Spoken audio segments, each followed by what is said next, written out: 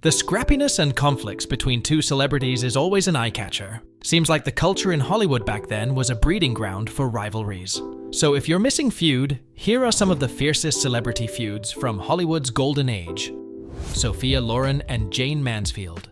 This one photo clearly illustrates the contempt Sophia Loren had for Jayne Mansfield.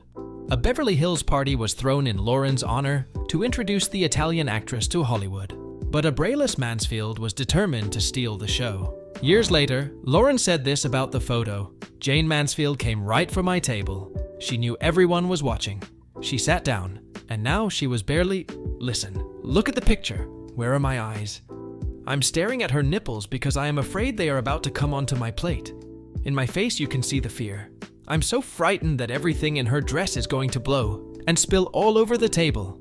Though numerous fans have asked Loren to autograph the photo over the years, she has always refused. Vivian Vance and William Frawley.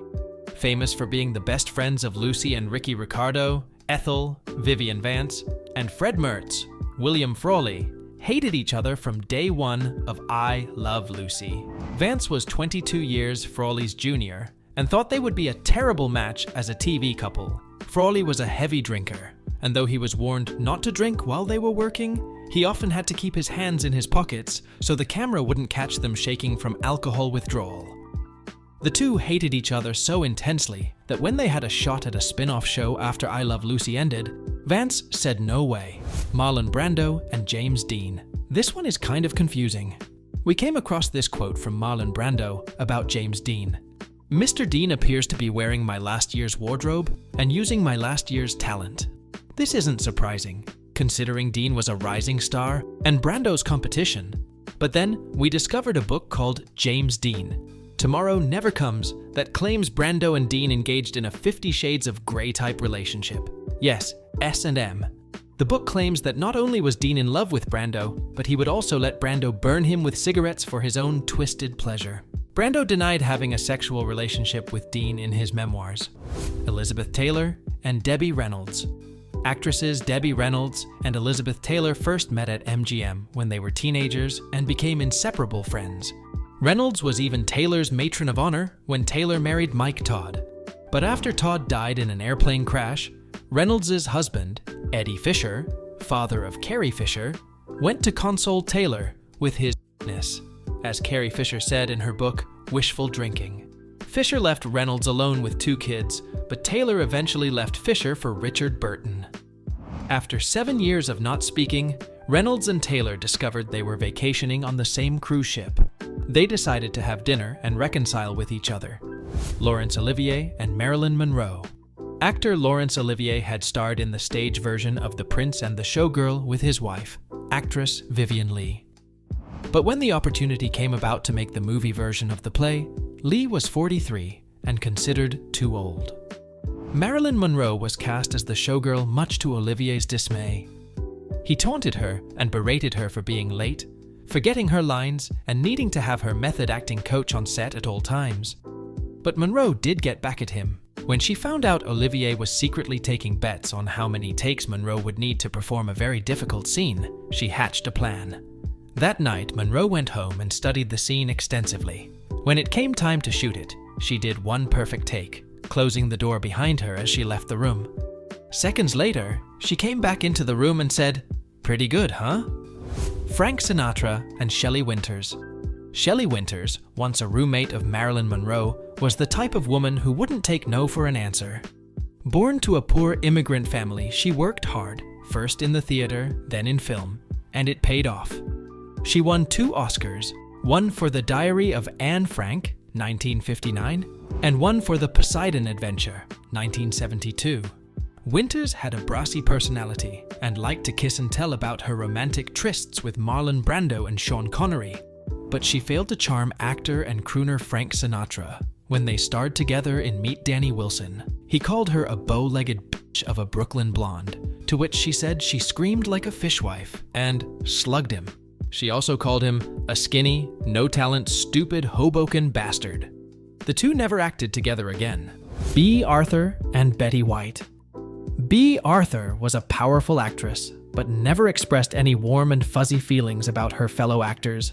Even Arthur's adopted son Matthew Sachs admits she could be testy, saying, "My mom wasn't really close to anybody. I'm not saying she was a loner, but she just liked to go home and read the paper." But it was her fellow Golden Girls star Betty White who really irritated her. White loved to go out and talk to the studio audience when they were filming and always had a positive attitude. In fact, Arthur reportedly called White a cunt, after White was the first of the actresses to win an Emmy for the show. Faye Dunaway and Roman Polanski. Actress Faye Dunaway and director Roman Polanski seriously clashed on the set of Chinatown.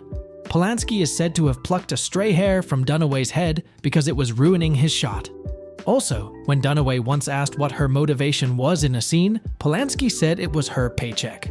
But the worst incident came when Dunaway was filming a scene in a car and needed a bathroom break. Polanski said no, irking Dunaway so much she urinated into a cup and threw the liquid at him. Dunaway later denied the incident. Sir John Gielgud and Ingrid Bergman.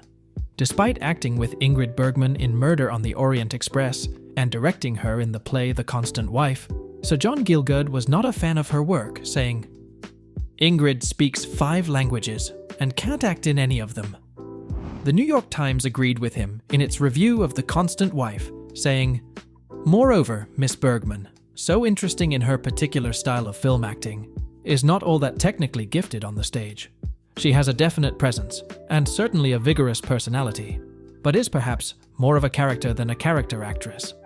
Her slight and charming Swedish intonation is here no asset."